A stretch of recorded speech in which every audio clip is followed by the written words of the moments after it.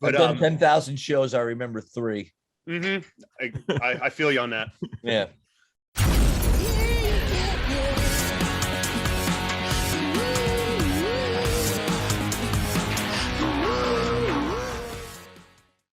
Hey, this is Party Like a Rockstar podcast, and I'm your host, Joel. Today's episode is brought to you by Misha's Kind Foods. They're an LA-based small business making the world's finest non-dairy cheese on the market today. They're lactose-free, paleo, keto, kosher, Parev, and 100% vegan.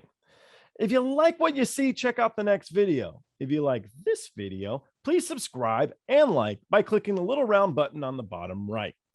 To learn more about me or our other guests on the show, go to joelroadie.com.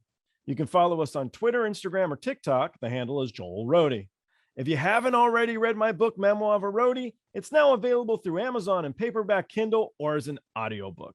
I hope you enjoy the show. Hey guys, I'm so sorry I'm late, but I can't believe, Aron, you're on this thing. This is amazing. I'm a huge fan. Dude, likewise, and I'm not saying that just to like that reciprocal. No, I really am. So, dude. Yeah, you're on. Your work that you've been doing, I mean, your work for years has been amazing, but the work that you're doing in NWA is fantastic. Oh, holy shit. You said, wow. All right. Damn, you are a fan. Wow, man. Yeah. Thank you. Oh. No, I'm familiar with it. I mean, I went to my first show at Madison Square Garden when Bruno Sammartino was still the champ in his first run around. So not his first one. No, that he ended in 71. It was his second run around. I think it's 74, was it? Yeah, 74. Yeah. And then he lost to superstar Billy Graham. And 3 nights after my first Kiss concert, I saw superstar Billy Graham and I think Dusty Rhodes at the Garden. Whoa, yeah, that was wow to be there for that one. Yeah, that was cool. I believe because Kiss was December 16th of 1977, so that would have been the 19th Monday night of 77. And wow. So. Was that when Dusty wore the robe? When he had dude. Yes. He had the hat, the rhinestone hat. Oh my God, yes. And so, and there used to be a federation in Jersey that used to perform at Roosevelt Stadium in Jersey City called the IWA. And Mil Mascaris was the champion, and they had guys like the Mongols, and Ivan Koloff was a part of it, Ernie Ladd and Thunderbolt Patterson. Dick the Bulldog Brower, who was the North American champion. And so I would go see that. They ran 3 shows in Roosevelt Stadium when I was a kid, and I went to all 3 of them. And I saw Dick the Bulldog Brower and Mighty Igor in a stretcher match. Dude, that is so cool. Oh yeah. Wow. Dude, I have a ton of magazines. I'm always on Busted Open with Bubba Ray and La Greca. Yeah. So, dude, what can I just ask you, like, what was the atmosphere like live? Because I'm all about like the live performance of it, and like I let the cameras do the rest, like let the cameramen do their job, I'll do mine kind of deal. Like, what was the atmosphere with Billy Graham and Dusty? Oh my God. Yeah. First of all, Billy Graham had so much heat, and it was real heat, man. It was nuclear heat. Because one, back in the day, the reason why they made Pedro Morales champion in the WWWF at the time was because of the Latin contingent in the Northeast. And so when Bruno lost the title, the Italian contingent was freaking out. They were pissed, especially since a Russian guy won it, Ivan Koloff. And then Ivan Koloff lost to Pedro Morales, and Pedro had it for about 3 years. So there was all this cultural heat for the heels and all this amazing adulation for the faces. And you would go into the Garden, and you would feel, even as a kid, I was like, this place is going to explode. Like, God forbid Pedro Morales or Bruno Sammartino loses tonight, this place is going to explode. But when Billy Graham was a champ, man, holy crap. I mean, every last Monday of every month at the Garden was when they would run their shows. And he just had, like I said, nuclear heat. And Dusty Rhodes came in, and I was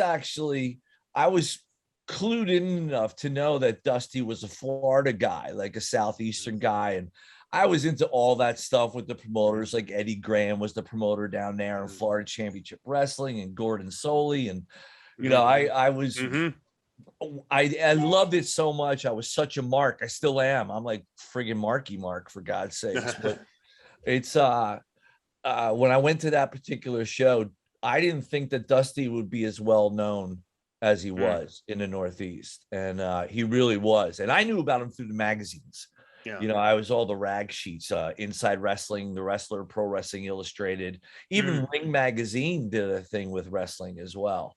And so I remember my brothers having Ring Magazine from the 60s with Johnny Valentine on it. Wow. Yeah. Yeah.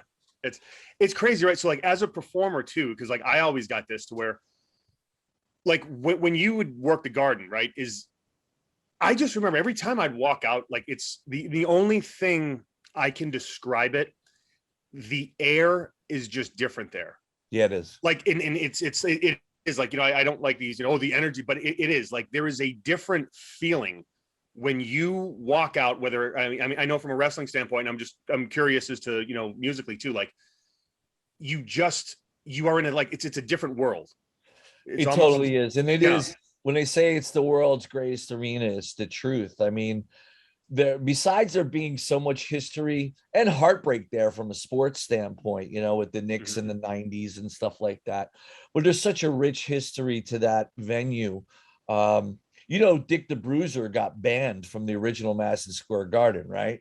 You remember Dick the Bruiser? Oh, I know Dick the Bruiser is. Yes, I didn't hear this. This is great. Wow. All right, please tell. Yeah, he got banned because he started an actual riot in Madison Square Garden, in the original Garden. I think it was in the 50s or it had to be the 50s. Wow. And it was before the WWWF was born out of the NWA. So it was still a territory at that time that Vince Sr. ran.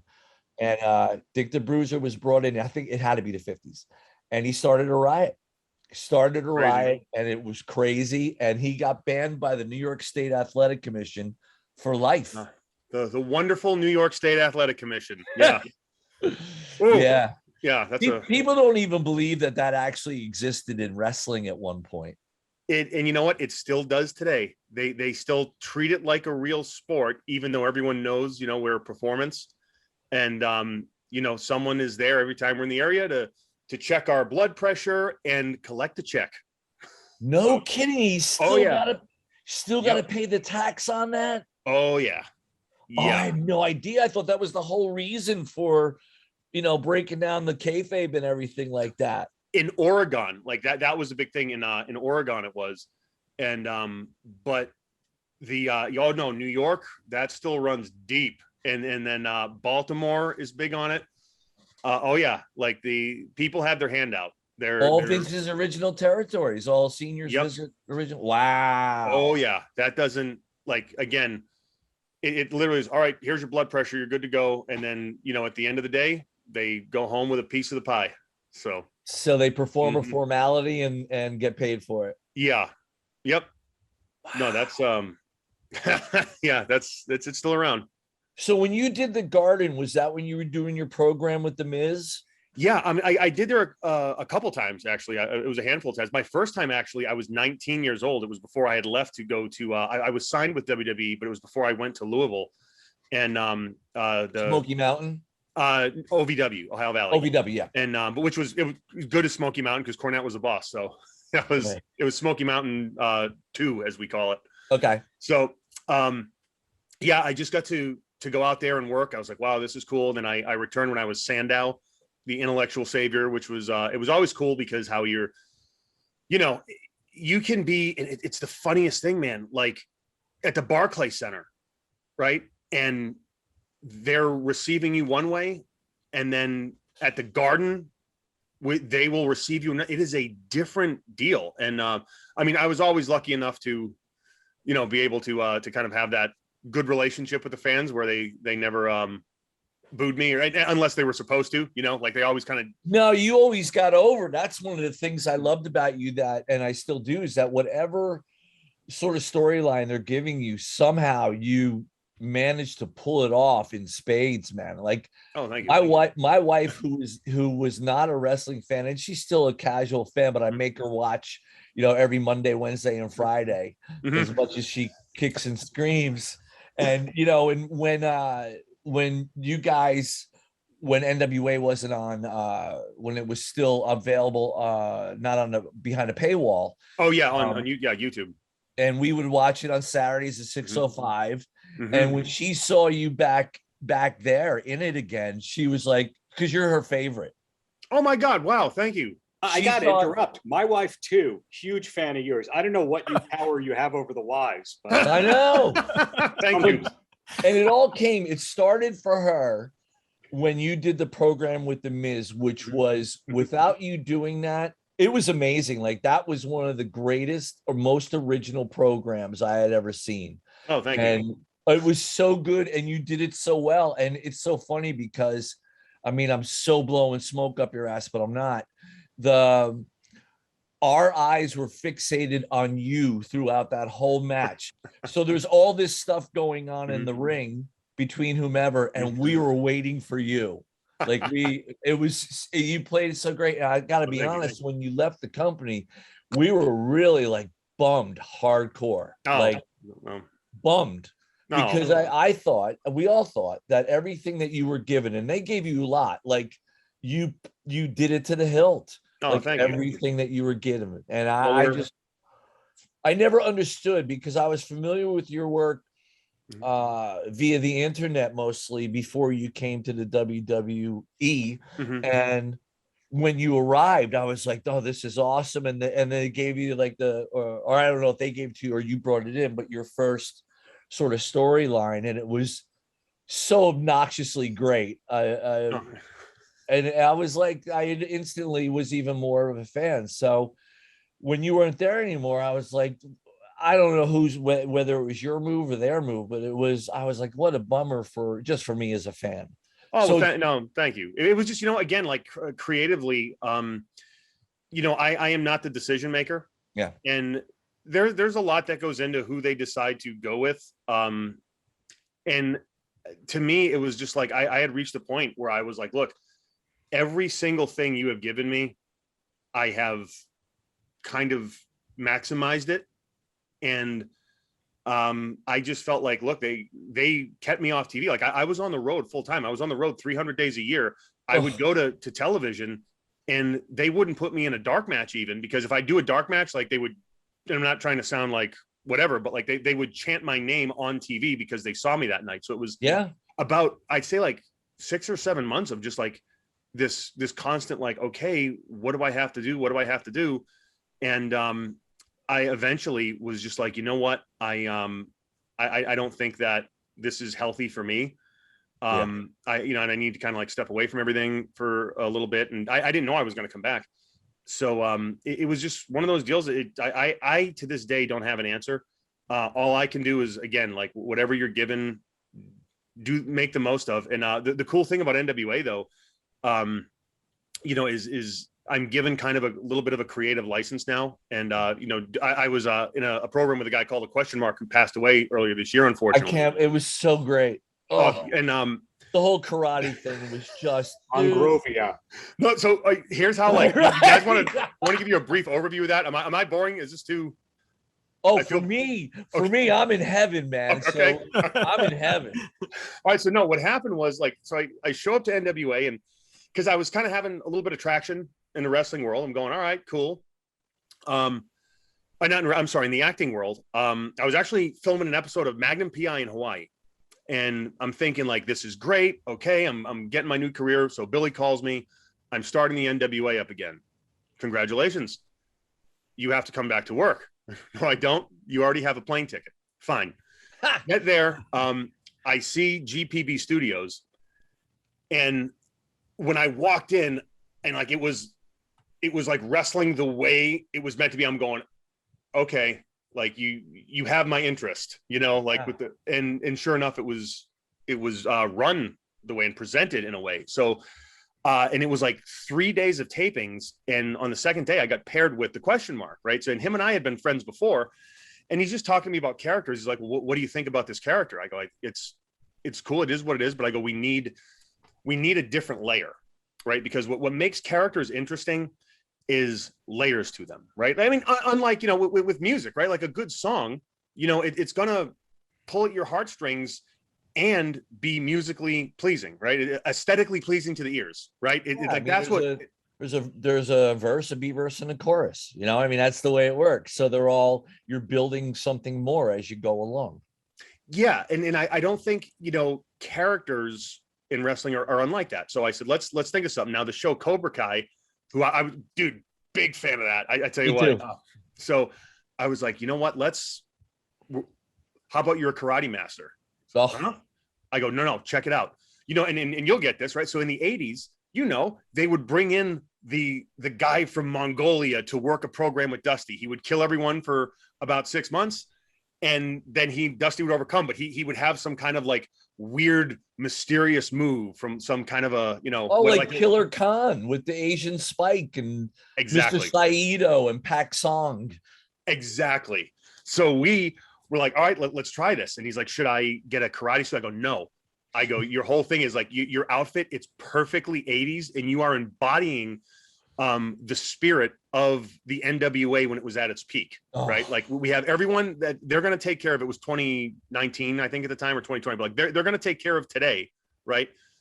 Just do you, but you are a friggin' karate master from Mongolia. And then it was Billy Corgan. Like I go to him and he's always been cool. I'm like, hey boss, what do you think about this? And he goes, Monrovia. And so like 2 days later, we have invented a country, and we had the flag, and then the national. It became this whole thing. And so it was just like I never ever like I was going to be the guy who left wrestling to be an actor and kind of parody that a little bit. But the next thing I know, I'm in a friggin' karate suit, like running around, because it's just like it's what the fans kind of wanted, and then he was so cool with it. I tell you what, rest in peace. But of course, when he passed, it was a weird position for me, because I had to work the show like in his memory. And so I had to be me for the first time, like without a persona. So we're just now we're getting to a point, and I don't want to give away anything, but I'm now starting to kind of creatively not be so straight-laced anymore. So it's a good thing. How did you not break character and just start guffawing and laughing your ass off during some of those segments? Dude, all right, so with the Miz stuff, never broke character once, right? No, I mean, at least we didn't notice it on TV. Yep, so because I didn't do it. With him, there were a few times, and I mean, thank God for the miracle of editing, that I did. I mean, to be honest, Snake, like we did the karate demonstration once where I was narrating. Also, we're talking like I was narrating the karate demonstration, and I'm like, this is like, and it was so obscure just to kind of paint this picture for all of you. Like it was, I was standing on this giant table, like elevated above everybody, and in the ring, this man called the Question Mark had students that he was using the most obscure, like completely bullshit techniques that would never, I mean, it was just so cartoonish, yet the crowd was in it. And he'd do something, this is why Monrovia does not have a nuclear weapons program. It's this kind of, like just that. And then I forgot what it was, but he did this one thing, and then he just, at the end of it, he goes, ugh! And I had to like walk away because I was laughing so hard. And then there was an interview with Sean Mooney, you talk about marking out. I was just like, okay, this is awesome. It was me and Trevor Murdoch. Trevor was coming after, I was some kind of a champion at the time. And like, he was going to take the belt from me. Right. So Sean Mooney's sitting in between us. Oh, you were the TV champion at the time. Oh yeah. Yeah. Thank you for that. Yeah. It's like, and it's funny, cause I don't remember half the stuff about that. Sure, like, man. Yeah. But I've done 10,000 shows. I remember 3. Mm-hmm. I feel you on that. Yeah. But, so, the whole thing was he didn't speak English. He spoke Mongrovian, which was essentially a collection of grunts and just different pitches with an inkling of some kind of audible English in there. But it's just genius. So it was like something where Trevor, like the crowd popped on something, and then Trevor said something that was derogatory towards me. and he popped for it the same way he would, like they were cheering me. And it was like, you can find it on you. Like, I couldn't help it. Like, he was the only person that ever made me completely break character. It was, I mean, I sat there, I was hysterical with the shit that you guys were doing. And the fact that you guys kept it so serious and so straight, and the fact that he's like completely covered in his outfit, and it's just the question mark, and and the promos leading up to his debut were it was just so great. Like, and the fact that this was happening in like a studio in Atlanta, like this, I'm expecting to see like Gordon Solie behind the desk, and expecting to see Blackjack Mulligan and Kevin Sullivan run out and smack the Dark Angel, Yes. It was so, I applaud the company and Billy doing that, because it's so missed. I think there's so many wrestling fans that are out there that, to them, that was when it meant the most to them, when it was in that small television studio, and the intimacy of that. And even when they were in that studio, Ric Flair would come out and he would do his 5-minute promo, and it was brilliant. And it wasn't in front of 20,000 people, it was in front of 100, and it was great, because there was just that, I don't know, that intimacy, and it held something really special. Like, you felt like you were in on something.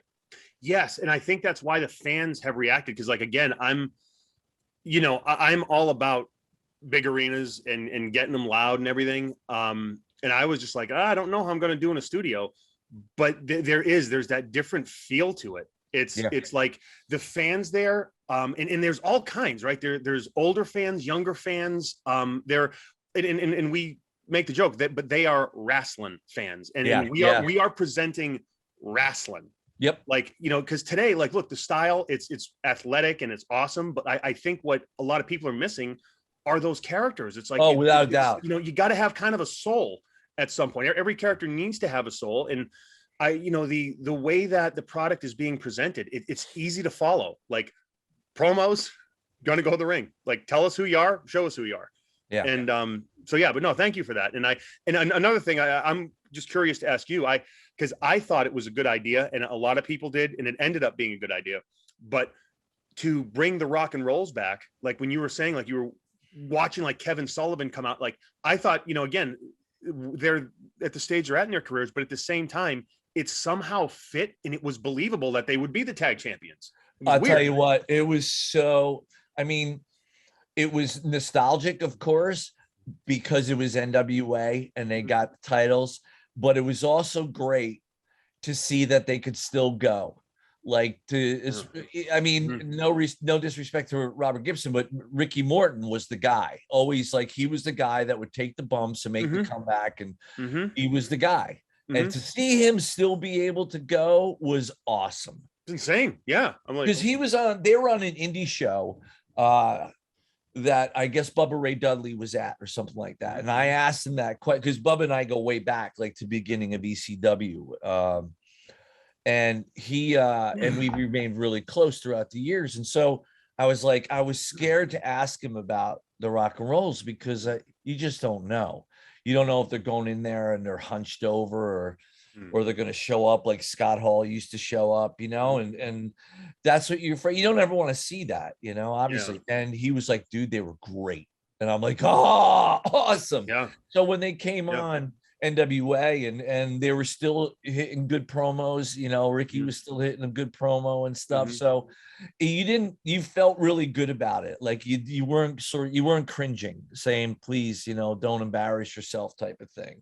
Yeah. And it's kind of, it's weird. Okay. Cause it's completely the same with music. Like, a lot of people come to see Skid Row for the nostalgia of it. And I'm not afraid to say that. And, but we've been around for quite a long time, 30 some years. And so the last thing that we as a band consciously, when we go on stage, want to make sure that we don't come across as these old geezers, that we still have a lot of electricity and life in us. And that's not that's not anything other than it still exists in us. Like for me and the rest of the guys, at the end of the day, we're still these 16-year-old kids that want to put on Paul Stanley and Gene Simmons makeup and go out and pretend to be Kiss, or pretend to be Eddie Van Halen or Joe Perry or whomever.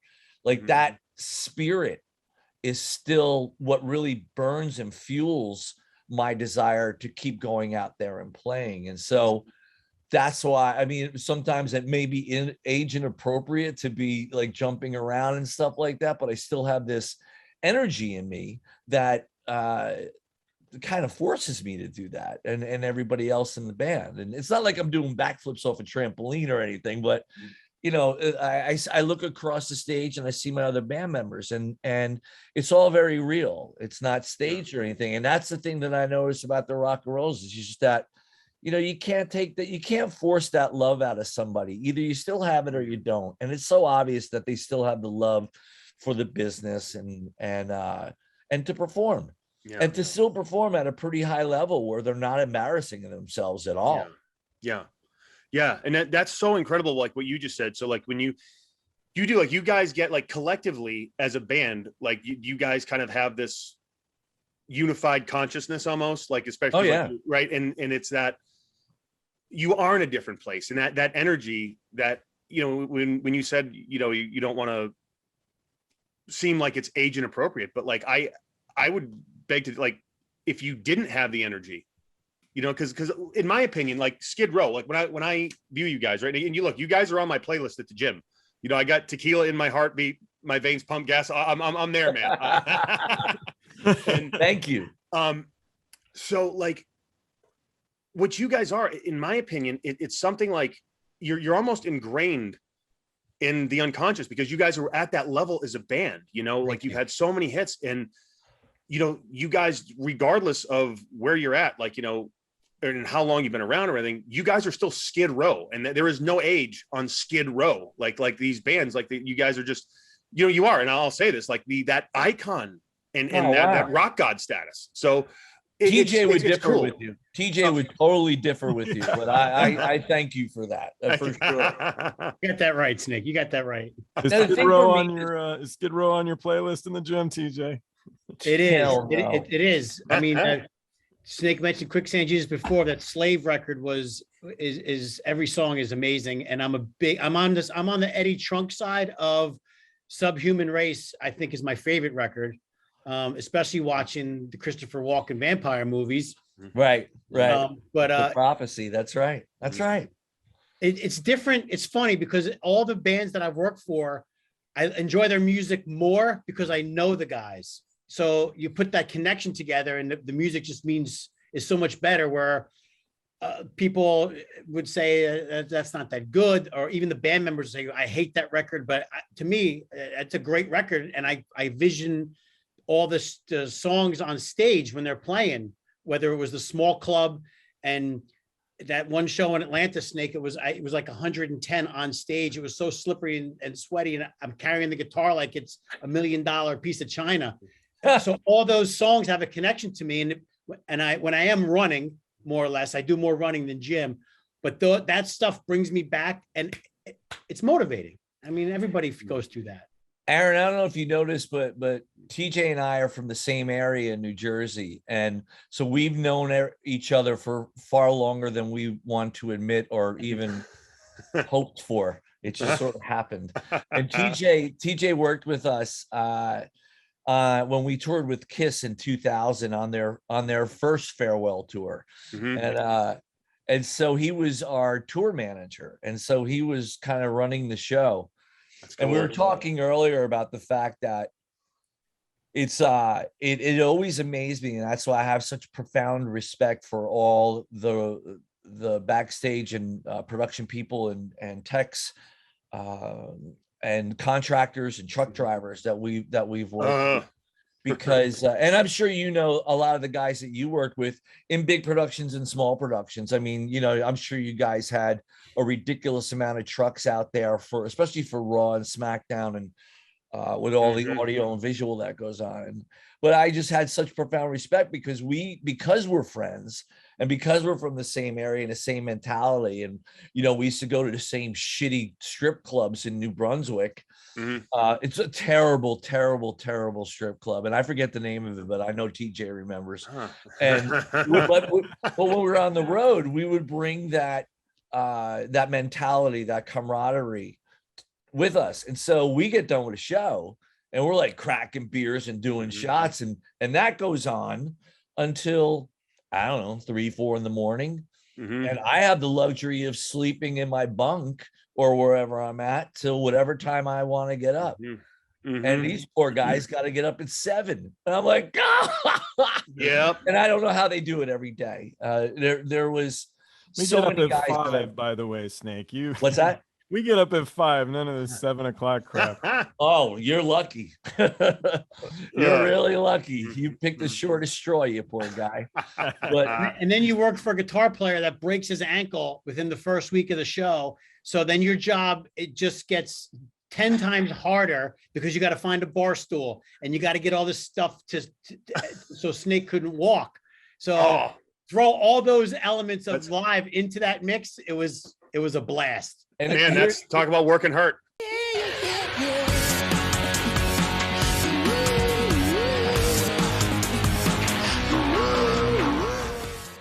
Thanks for watching. Don't forget to like and subscribe by clicking the round button on the bottom right.